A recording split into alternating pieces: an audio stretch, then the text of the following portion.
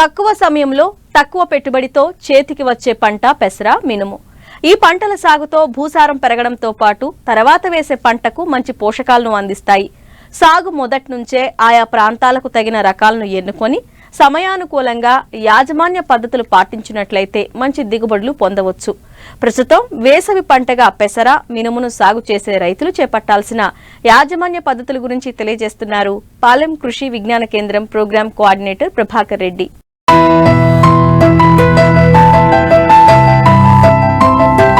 ఏయేటి కాయేడు తెలుగు రాష్ట్రాల్లో అపరాల సాగు విస్తీర్ణం పెరుగుతోంది. గత కొంతకాలంగా మార్కెట్లో మంచి ధరలు పలుకుతుండటంతో రైతులు సంప్రదాయ పంటల స్థానంలో స్వల్పకాలంలో అందివచ్చే పెసర, మినుము పంటలను రెండో పంటగా సాగు చేస్తున్నారు. ప్రస్తుతం వేసవి పంటలుగా పెసర, మినుము ఫిబ్రవరి మొదటి వారం నుంచి మార్చి మొదటి వారం వరకు విత్తుకునే అవకాశముంది.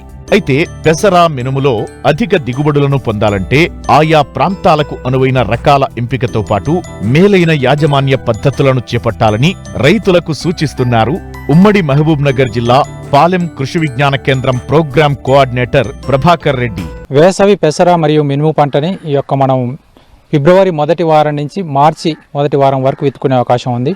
సో ముఖ్యంగా ఈ వేసవి కాలంలో ఈ పెసర మరియు మినుము పంటలు విత్తుకోవాలనుకున్నప్పుడు మనకు సాగునీటి సౌకర్యం తప్పకుండా ఉండాలి.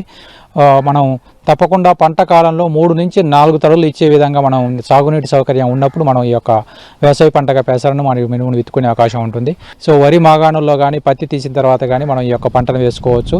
చాలామంది రైతులు యాసంగి వేరుశనగ తీసిన తర్వాత కూడా ఈ పెసర, మినుముని యాసంగి పంటగా వేసవి పంటగా మనం వేసుకునే అవకాశం ఉంది. సో దీంట్లో కనుక ముఖ్యంగా చూసినప్పుడు పెసరకు అనుకూలమైన రకాలు కనుక చూసినట్లయితే WGG 42 కానీ, MGG 295 కానీ, WGG 37 కానీ, సో ఈ రకాలు వేసవి పంట కాలానికి అనుకూలం. అలాగే మినుము రకాలను కనుక చూసినట్లయితే GBG 1 కానీ, MBG 1070 కానీ, లేదంటే PU 31 అనే రకాలు, LBG 752 అనే రకాలు ఈ వేసవి మినుము పంట కాలానికి అనుకూలం.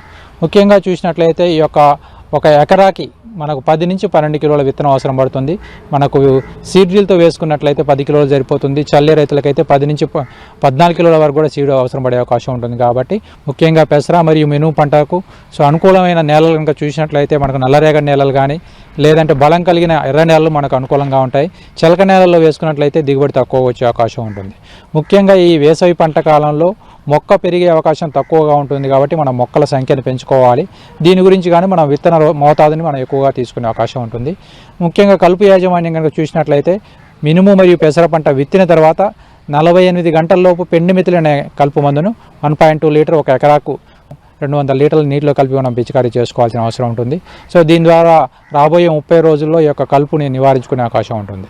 దాంతోపాటు పంట విత్తిన 15 నుంచి 25 రోజుల మధ్య కాలంలో ఈ కలుపు వయసును బట్టి మనం షాకేద్ కానీ, ఇమాజిత్ పర్స్యూట్ కానీ, సో ఈ మందులు మనం పిచికారీ చేసుకున్నట్లయితే కలుపును మనం నివారించుకునే అవకాశం ఉంటుంది. దాంతోపాటు రసాయన ఎరువుల యాజమాన్యం కనుక చూసినట్లయితే పంట విత్తేటప్పుడు మనకు సీడ్ డ్రిల్ ద్వారా విత్తుకున్నట్లయితే విత్తన మోతాదుతో పాటు ఒక బ్యాగు DAPని మనం సీడ్ డ్రిల్ ద్వారా వేసుకునే అవకాశం ఉంటుంది. DAP లేకపోతే ఒక 2 బ్యాగుల సింగిల్ సూపర్ ఫాస్ఫేట్ని కూడా వేసుకునే అవకాశం ఉంటుంది. దాంతోపాటు మరి విత్తిన 30 రోజుల తర్వాత అంటే పూత దశలో మనం ఒక 18 కిలోల యూరియా ఒక ఎకరాకు వేసుకోవాల్సిన అవసరం ఉంటుంది. ఎప్పుడైతే పూత దశలో మనం రసాయన ఎరువులు వేయని దశలో మనం పైనుంచి పిచికారీ చేసుకోవాలి. ముఖ్యంగా 1919 కానీ, 13-0.5 కానీ, సో 5 గ్రాములు 1 లీటర్ నీటి కలిపి పైపాటుగా పిచికారీ చేసుకున్నట్లయితే చాలా వరకు కూడా ఈ దిగుబడి వచ్చే అవకాశం ఉంటుంది. దాంతోపాటు ముఖ్యంగా పురుగులు, తెగుళ్ళు కనుక మనం చూసినట్లయితే ముందుగా విత్తుకునేటప్పుడు విత్తన శుద్ధి చేసుకోవాల్సిన అవసరం ఉంటుంది. 1 కేజీ విత్తనానికి 5 మిల్లీలీటర్ల ఇమిడాక్లోపిడ్ కలిపి విత్తన శుద్ధి చేసుకున్నట్లయితే మొదటి 30 రోజులు రసం పీల్చే పురుగులు నివారించుకునే అవకాశం ఉంటుంది.